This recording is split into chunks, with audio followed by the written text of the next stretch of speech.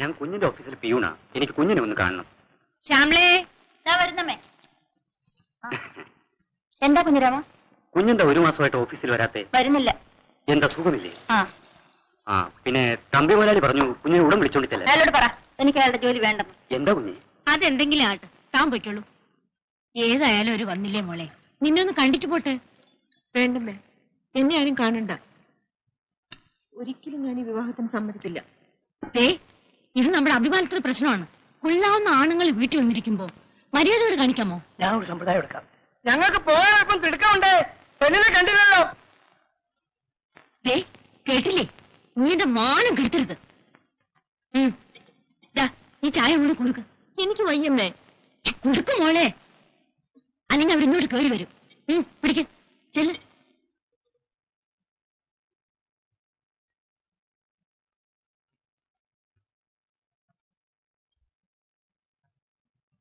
അല്ല, പെണ്ണ് വാതൊക്കെ തന്നെ നിൽക്കുകയാണോ? നാളമായിരിക്കും. അങ്ങോട്ട് ചെല്ലും മോളെ.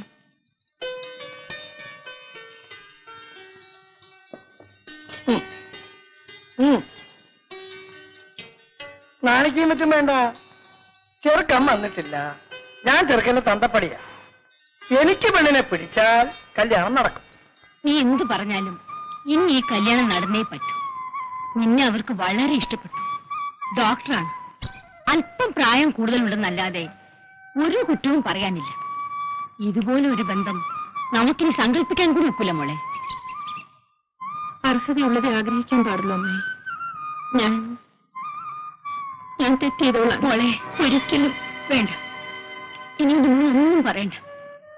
അറിഞ്ഞുകൊണ്ട് നീ ഒരു തെറ്റും ചെയ്തിട്ടില്ല. ഒരബദ്ധം പറ്റിപ്പോയെന്നല്ലേ ഉള്ളൂ. അതിനെ ആരും അറിയാതിരുന്നാ മതി. അമ്മേ. സാരമില്ല മോളെ, നീ അതൊന്നും മറക്ക്. ഒരമ്മയുടെ വേദന നിനക്കറിയില്ല. അടുത്ത ആഴ്ച കല്യാണം നടത്താമെന്ന് ഞാൻ അവർക്ക് വാക്കു കൊടുത്തു കഴിഞ്ഞു. ഇനി അത് നടന്നേ പറ്റൂ. എന്റെ മുഴുവ.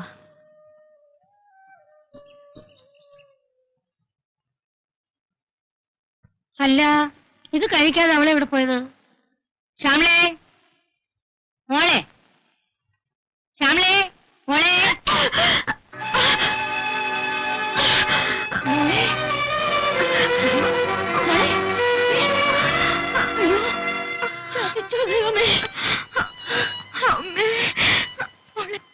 ഇല്ലമ്മേ, ഈ കല്യാണം നടക്കാൻ പാടില്ല.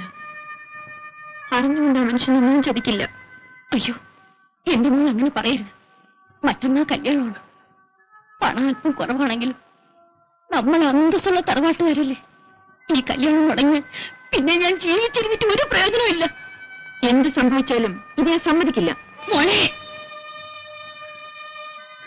പിഴച്ചുപോയ എനിക്ക് ഇന്ന് എന്തെന്തസാണമ്മേ. എന്തുകൊണ്ട് ഈ കല്യാണം നടത്തുന്നില്ലെന്ന് ചോദിച്ചാൽ ഞാൻ എന്ത് മറുപടി പറയും? മോള് പിഴച്ചുപോയെന്ന് പറയണം. ഈ ചീത്തപ്പേരുണ്ടാക്കി നീയാണ്. എന്നിട്ടും ഞാൻ പറയുന്നത് നീ അനുസരിക്കില്ല അല്ലേ? ഇക്കാര്യത്തിൽ മാത്രം എന്നെ നിർബന്ധിക്കരുത്. അന്ന് ക്ഷമിക്കണം. ഞാൻ നിന്റെ അമ്മയാണെങ്കിൽ, ഞാൻ ജീവനോടെ ഇരിക്കുമെങ്കിൽ നിശ്ചയിച്ച സമയത്ത് ഈ വിവാഹം നടത്തും. ഇല്ലമ്മേ. ഇല്ലേ? ഇല്ല. അമ്മ ഇനി നിർബന്ധിക്കരുത്. ശരി, എങ്കിൽ നിന്റെ തീരുമാനം തന്നെ നടക്കട്ടെ.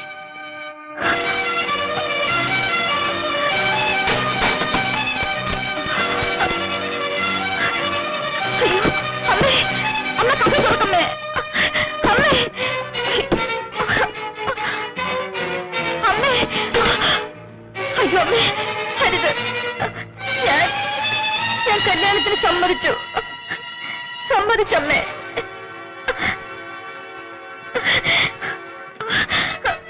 അമ്മേ, അമ്മേ, അമ്മേ, എന്നോട് ക്ഷമിക്കമ്മേ. എനിക്കെന്റെ അമ്മ വേണം.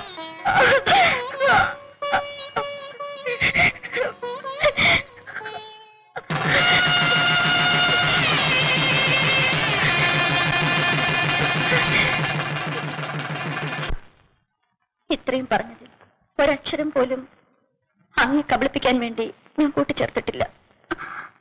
എല്ലാം എന്റെ വിധി.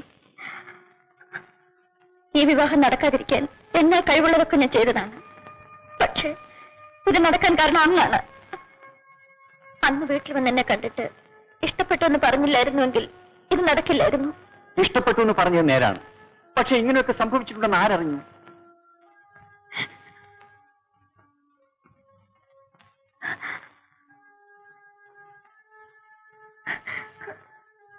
ആട്ടെ, ഇനി എന്താണ് നീ ഉദ്ദേശിക്കുന്നത്?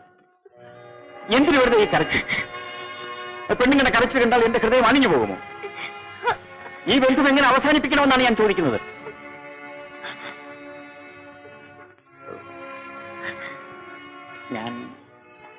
ഞാൻ എന്നോടൊന്നും ചോദിക്കണ്ട.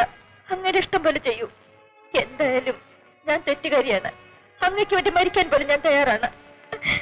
ഈ വിവരം നമ്മൾ രണ്ടുപേരുമല്ലാതെ മറ്റാരും അറിഞ്ഞിട്ടില്ല, അറിയാൻ പാടില്ല. തത്കാലം നമ്മൾ ഭാര്യാഭർത്താക്കന്മാരാണ്, മറ്റുള്ളവരുടെ മുമ്പിൽ. മനസ്സിലായല്ലോ?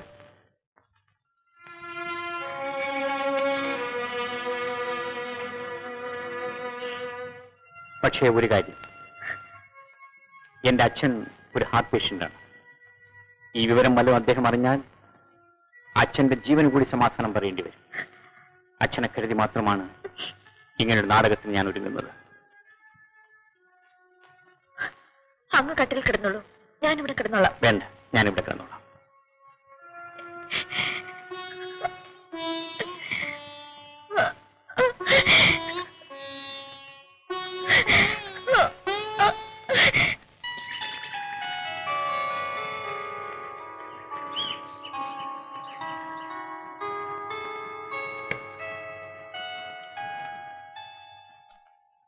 സുരേഷ്,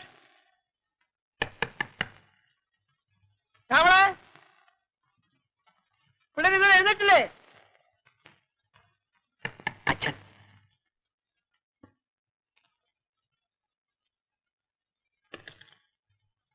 എന്താ നിങ്ങൾ ഇതുവരെ എഴുന്നേറ്റില്ലേ?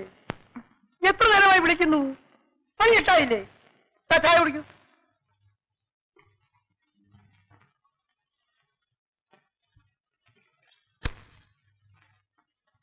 ചായ അവിടെ വെച്ചേക്കൂ.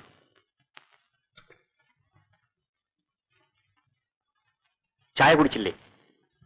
ഞാൻ പിന്നെ കുടിച്ചോളാം. അത് വേണ്ട, ഇപ്പൊ കുടിക്കണം. അല്ലെങ്കിൽ അച്ഛൻ ചോദിക്കും എന്താ കുടിക്കാത്തതെന്ന്.